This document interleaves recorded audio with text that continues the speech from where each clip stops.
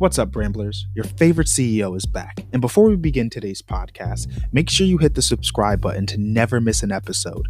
And follow Assistance HQ and Offsource HQ across all platforms to stay up to date on the latest content, updates, and more.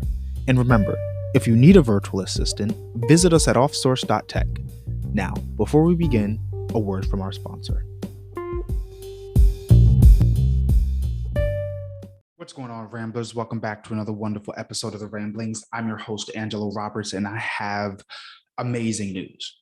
I'm back, I guess, again for like the umpteenth time. However, that's not what we're here to talk about. What we're here to talk about is it's June. It's my birthday month. I turned 25 this month, and so a lot of things to really kind of reflect on, whether it be business, whether it be personal life, whether it be, the decisions I've made over the past 24 hours. I feel a new source of energy, if that makes sense. Now, a lot of you know that have been following and keeping up with the podcast that this is a daily podcast that hasn't been so much daily as of recently. And a lot of that's been starting to slowly change. As some of you know, we do have a team now. If you've listened to maybe a couple of previous episodes, I don't really know how much I've touched on it, but we do have a team now. We're a team of 9, 8, if you're not going to count me. But things are starting to move really well, and we're really starting to get a really great base. So what I wanted to preface today's episode to talk about is hiring. Earlier today, I was in a networking meeting, Master Networks. It's been a while since I've been in there, and I've just kind of recently started jumping back into the swing of things and just going super hard. Really got to look for new avenues of client acquisition, much faster avenues of client acquisition. And so obviously, I'll be reporting back with my findings, obviously, because, sharing the resources with the community. But there are a couple of other items before I jump into the hiring tidbit that I kind of wanted to talk about, because we have a bunch of different things coming up. One of the very first things, most importantly, we have a conference that we're going to be pitching up called WeSource. Now, as you know, the company is called Offsource, and really what we do is we support business owners with, business services like administrative support, bookkeeping, social media management, graphic design, the entire 9, really. If it's on a computer, our job is that we're supposed to be able to take care of it. And so what we're doing with this conference, with this resource webinar that we're doing, and we're going to be getting into some in-person events and stuff like that, but really starting out in this virtual space, what we're really aiming to do is bring together a bunch of different resources from the community, from the freelancer community, if you will, from other people in the service industry, to really give you pro and expert advice, tips, actionable items that you can accomplish within that day, within that week, within that month, within that quarter, from people just like you. Right now, we are going to be having, some industry leaders and things like that as we move forward. However, right now, we really want to make things about you as the consumer, as the owner, as the founder, really making the content around super actionable, super close items that can be, executed by you and your peers. So that's going to be coming the first week of July. We're extremely excited about it. We're going to be having like 2-3 speakers, probably going to be doing some small giveaways. I know I'm going to be doing some speaking and things like that. May or may not have some people for the team, but really just want to let you guys know that that's going to be coming. I'm super excited. So stay tuned for that. But yeah, really getting into what I wanted to talk about in today's episode. Earlier today, I was in a networking meeting and we were really talking about accountability. But I was asked about how I was able to find my rock star. Preface or a little backstory. I recently hired someone. Her name is Sydney Hall, and shout out to her. She's going to listen to the podcast, but she's been a superstar, phenomenal breakout employee over the past month or two. And I mentioned that in the meeting, and he was talking about, where can we find people to hire? Because as of right now, for a lot of people, hiring is a lot more expensive. Hiring is a lot more harder. The pipeline is harder to fill. It's harder to find quality people that actually want to work.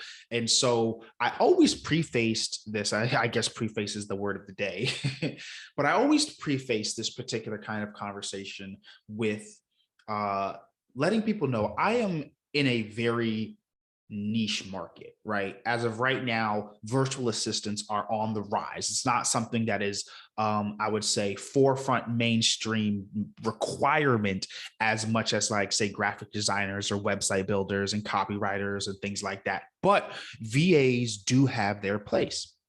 And so, with that being said, because of the pandemic, because of a lot of different factors from, the past 2 years, the trend and rise of the virtual assistant has been astounding, has been absolutely astronomical over the past 2 years. And so you can even see that and based on the searches. So if you were to look at, and compare the Google searches of virtual assistants, 2 years ago to the Google search results, analytical backend trending of today, you would see a vast, I think maybe 3, 4, 5, 6, 7, even maybe 8 times multiplier in regards to searches, and just, conversations being had around the topic of a virtual assistant.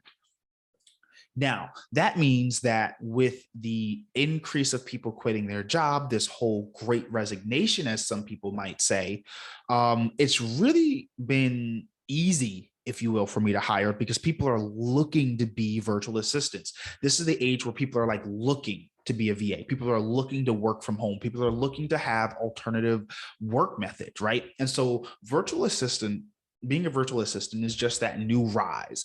And one of the best things about that new rise is that the work that VAs do, that virtual assistants do, is not something that is hyper complicated. It's not something that you would have had to go to college for. It's really something that a lot of you do already in your day-to-day roles, whether it be in office or remote. As well as it's just like very easygoing, we do things like respond to emails, make sure calendars are set, make sure that meetings are in place as they're supposed to be, responding, communication management, sometimes a little bit of social media or copywriting. And so because of this, the role of a VA has superbly increased over the past 2 years. And so really, it's a little bit easier when I cast my net for hiring, but that's not really the important part. That's just a preface that I want to let people know that it is a little bit easier at this particular point in time for someone in my position to really hire.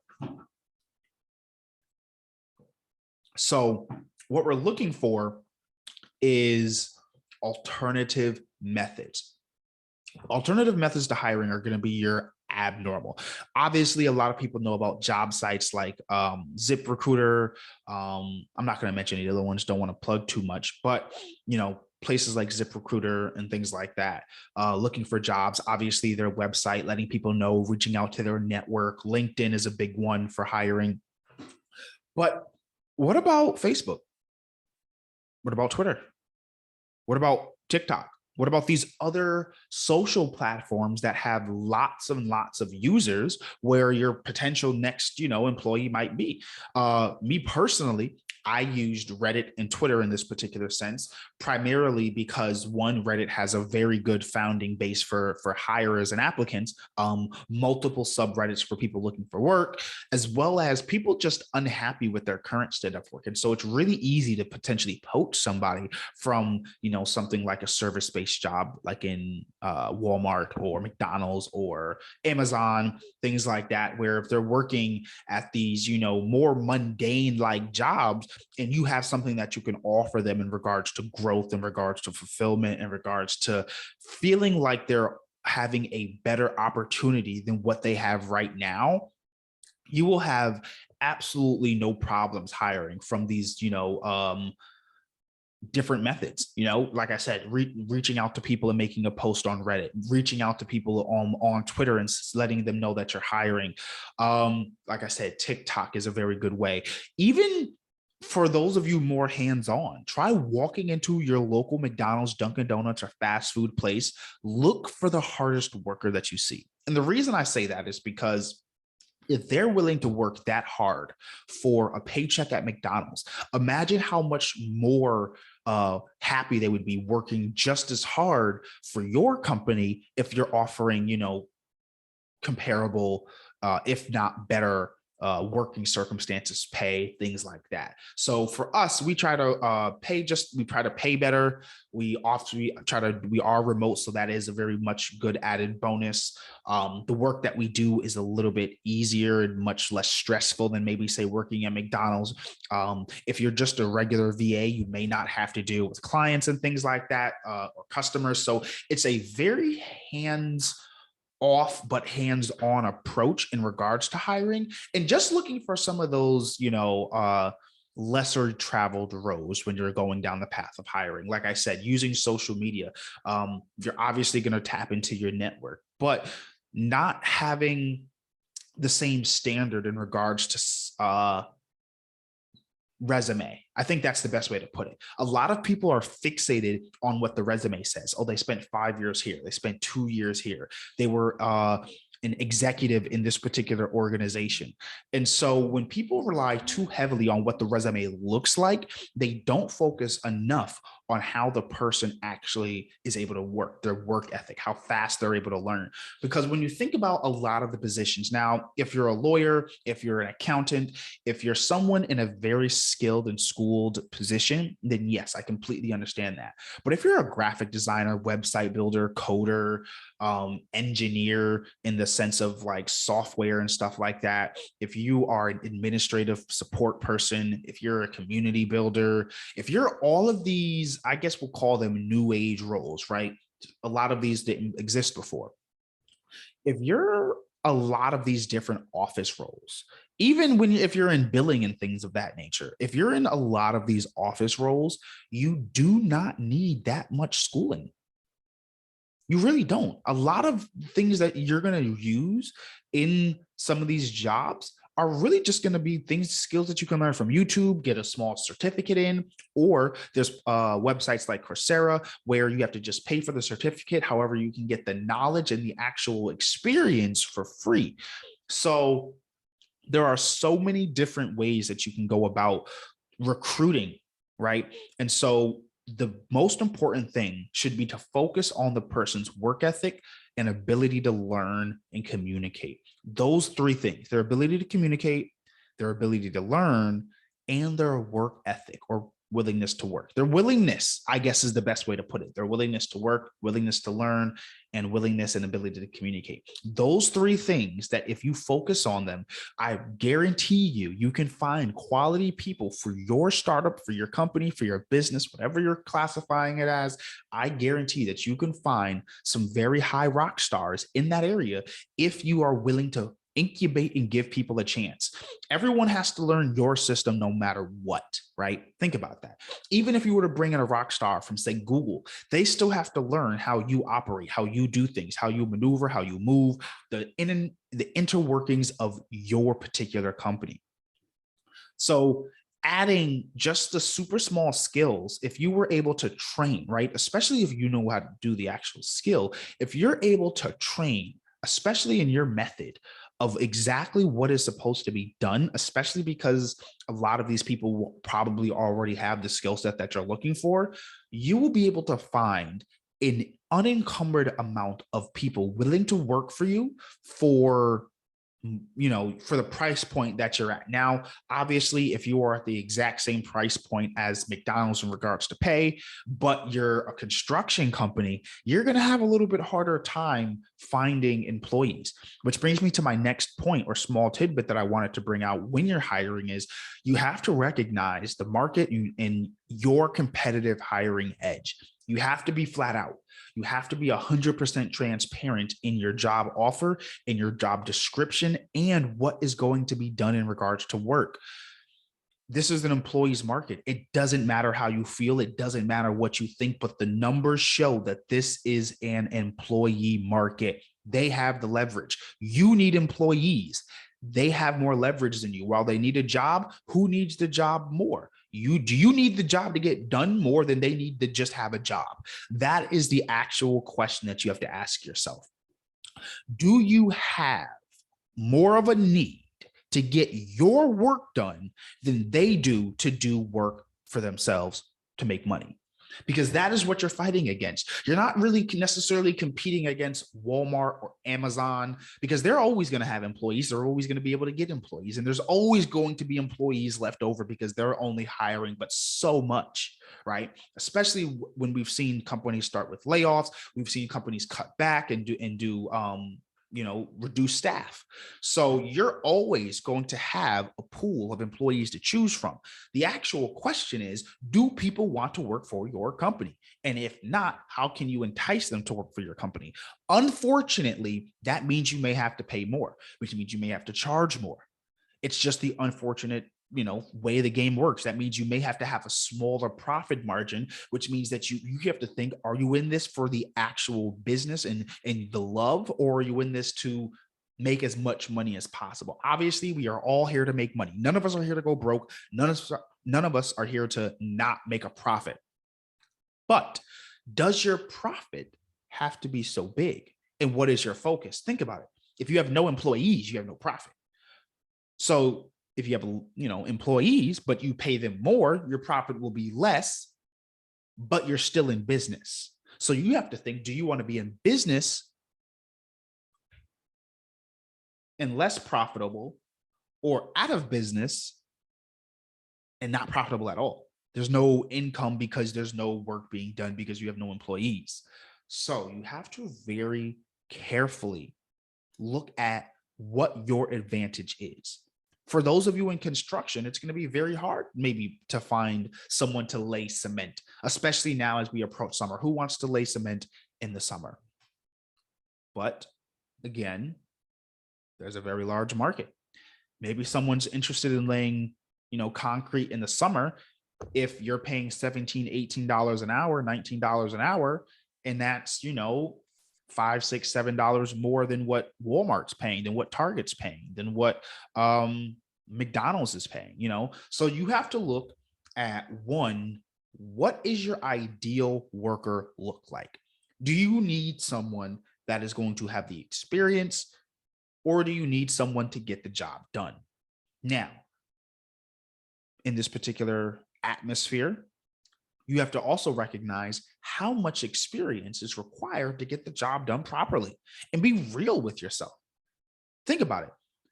Once you know how to do something and you're able to execute it, does the amount of years matter? Now, if you're looking for someone to be a little bit more autonomous and self-sufficient and on their own and able to spot certain things, yes, you are going to need someone with a lot more experience. However, more experience means more money. You have to be willing to incubate. Newer people cost less and eventually will cost more, but should hopefully give you enough time to increase your revenue, which means that when you do pay them more, it's very much well-deserved. Let's not make that mistake either. So you have to really determine what your focus is when you're trying to go out and hire. Do you need an admin? Do you need a construction worker? Do you need a remote worker? Do you need an on-site worker? Those are going to be very important. You have to also know where your key advantages are. Maybe you're able to pay a little bit more. Maybe you're able to offer benefits. Maybe you're able to offer a better day off plan, a better work-life balance for people. But you have to meet these employees, your staff, your team, the people that you're looking to work with, your candidates, your applicants. You have to meet them where they're at. You can't just assume that because you posted a job that they're going to come. Because again, summer's approaching. Who wants to work in construction and lay brick? I don't. That's specifically why I chose not to work in a labor-intensive industry manual-wise. That doesn't mean I'm not physically using my brain on a 24/7 basis, but the manual labor part of it is something that I just wish to avoid. And so there is almost no way you could get me to lay brick with the summer coming, unless it was some exorbitantly high pay rate that I couldn't turn down and say, hey, listen, but I'm also in a completely different circumstance. I don't have any kids. I'm able to go a little bit longer. I have some savings. All of these factors you're going to have to look into. And so you have to really recognize, okay, a rock star is going to have these particular qualities. Someone who's just going to get the job done is going to have these particular qualities. And guess what? Businesses need both. So when you go out to hire this week, or as you go to hire summer staff, or as you go to really, handle your particular hiring situation, keep those particular points in mind. Keep this in mind. Where are your key performance indicators at? Where can you have a competitive edge in terms of hiring? Understanding that there are alternative hiring locations, using social media, places like Reddit, places like TikTok, places like Facebook, running ads, trying to see, who's out there in these different areas, not just going to the traditional methods of job ad boards and places like LinkedIn, as well as reaching into your network and going to a service-based business like Starbucks, Walmart, a retail place more or less, or somewhere that pays minimum wage, where you are sitting there and just looking for who is busting their butt, who is giving the most effort, and is that someone that you could work with for your company? Like I said, if they're willing to work that hard for that paycheck at Starbucks, imagine what they'd be willing to do for you.